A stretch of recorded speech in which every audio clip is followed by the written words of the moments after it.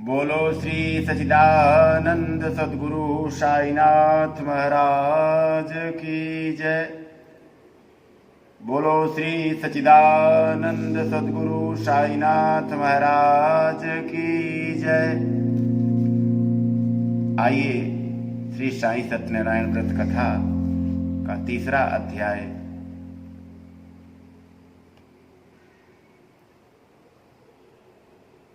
राजा उल्कामुख साधु वणिक एवं लीलावती कलावती की कथा। श्री सूत जी बोले,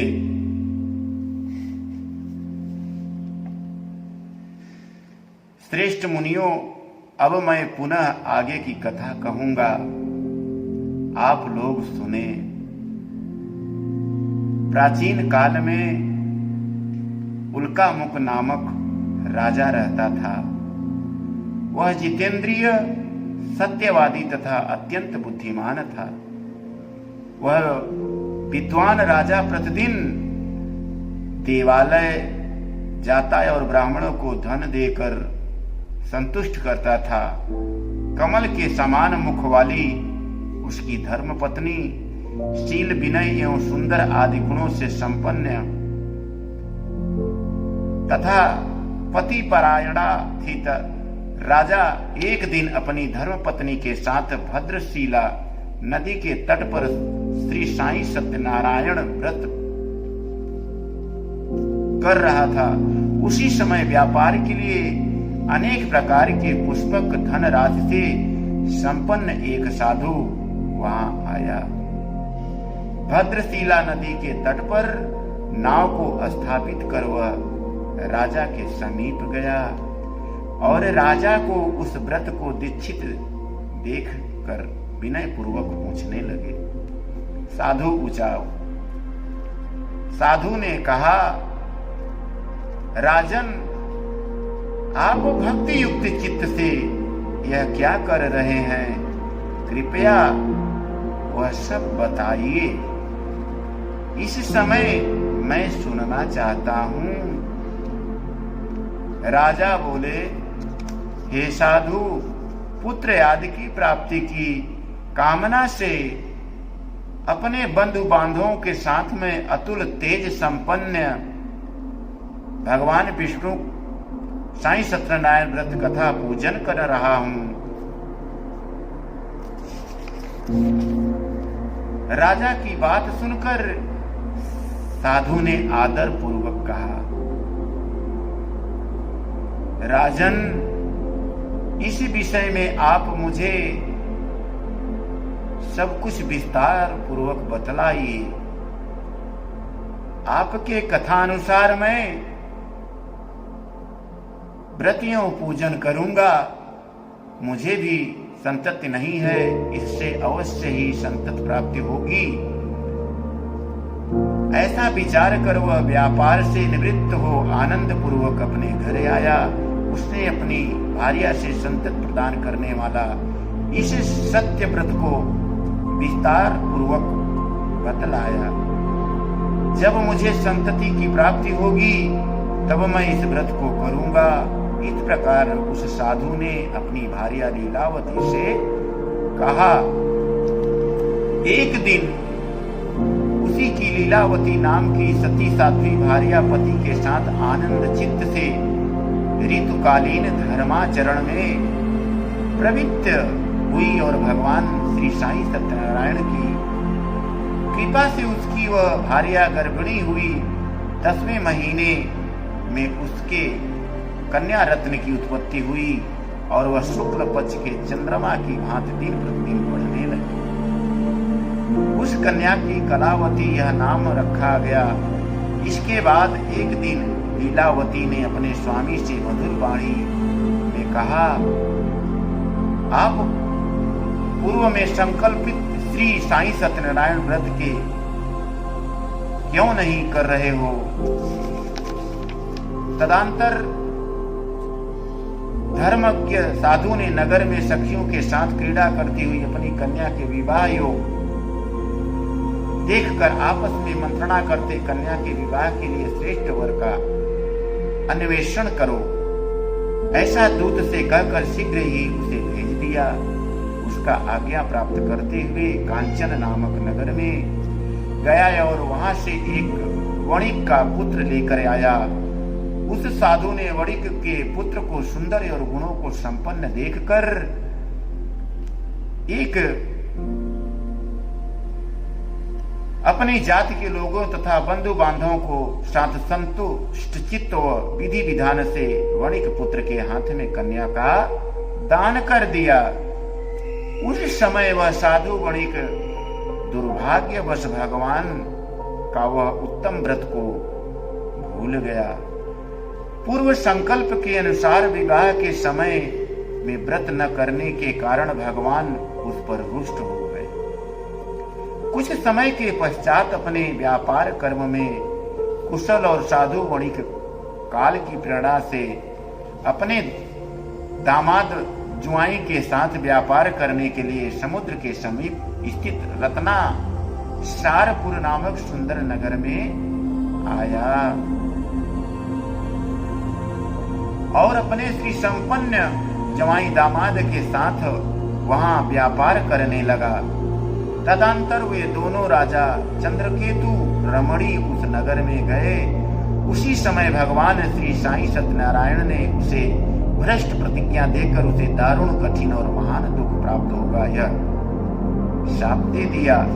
एक दिन एक चोर राजा चंद्रकेतु के धन को चुराकर वहीं आया जहां दोनों वणिक स्थित थे। वह अपने पीछे दौड़ते हुए दूतों को देखकर भयभीत चित्त में धन वहीं छोड़कर शीघ्र ही छिप गया। इसके बाद राजा के दूत वहां आ गए। जहां वह साधु वणिक था वहां राजा के धन को देखकर वे दूत उन दोनों वणिक पुत्रों को बांधकर ले आए और हर्षपूर्वक दौड़ते हुए राजा से बोले, प्रभु हम दो चोर पकड़ लाए हैं। इन्हें देखकर आप आज्ञा दें। राजा की आज्ञा से दोनों शीघ्र ही दृढ़ता पूर्वक बांधकर बिना विचार किए महान कारागार में डाल दिए गए। भगवान सत्यदेव की माया से किसी ने उस दोनों की बात नहीं सुनी और राजा चंद्रकेतु उन दोनों को धन भी ले लिया। उस भगवान के साथ से वणिक के घर में उसकी भार्या में अत्यंत दुखित हो गई और उनके घर में सारा का सारा जो धन था वह चोर ने चुरा लिया और लीलावती शारीरिक तथा मानसिक पीड़ाओं से युक्त भूख और प्यास से दुखी हो अन्न की चिंता में दर दर भटकने लगी। कलावती कन्या भी भोजन के लिए इधर उधर प्रतिदिन घूमने लगी। एक दिन क्षुणा से पीड़ित हो वह कलावती एक ब्राह्मण के घर गई। वहां जाकर उसने श्री सत्यनारायण व्रत के पूजन को देखा। वहां बैठकर उसने कथा सुनी और वरदान मांगा। तदंतर प्रसाद ग्रहण करके वह कुछ रात होने पर घर गई।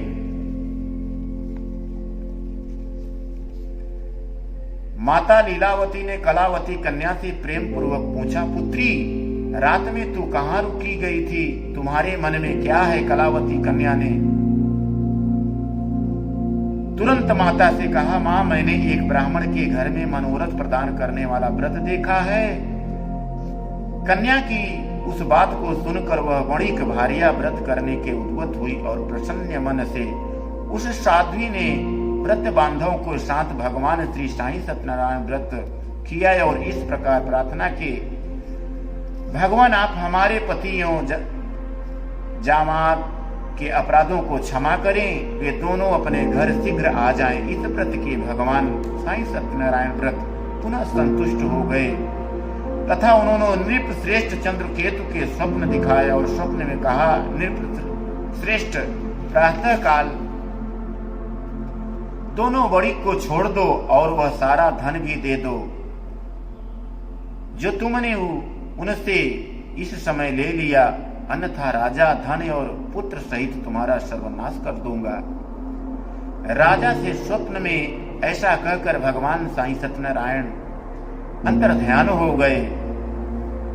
इसके अनंतर प्रातः काल राजा ने अपने सभासदों के साथ सभा में मध्य बैठकर अपना स्वप्न लोगों को बताया और कहा, दोनों बंदी बणिक पुत्रों को शीघ्र ही मुक्त कर दो। राजा की ऐसी बात सुनकर वे राजा पुरुष दोनों महाजनों को धन बंधन मुक्त कर दिया। राजा के सामने लाकर विनय पूर्वक बोले,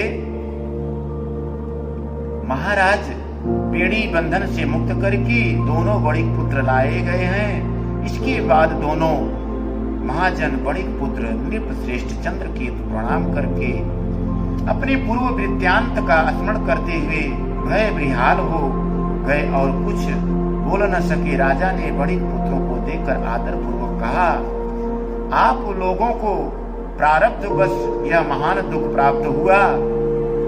इस समय अब कोई भय नहीं है। ऐसा कहकर उन्होंने बेड़ी खुलवाकर क्षौर कर्म आदि कराया। राजा ने वस्त्र अलंकार देकर उन दोनों बड़े पुत्रों को संतुष्ट किया तथा सामने बुलाकर बाड़ी पुत्र अत्यधिक आनंदित किया।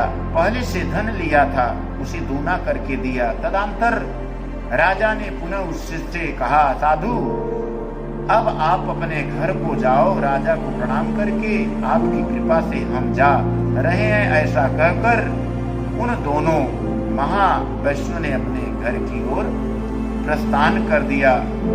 बोलो श्री सच्चिदानंद सद्गुरु साईनाथ महाराज की जय।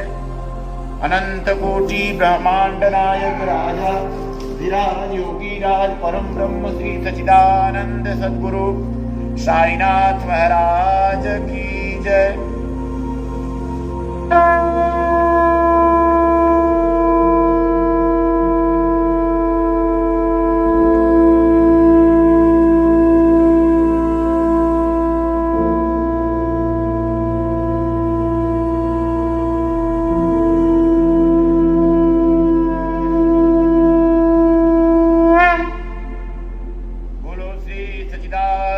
सद्गुरु साईनाथ महाराज की जय। ओम शांति शांति शांति शांति शांति शांति।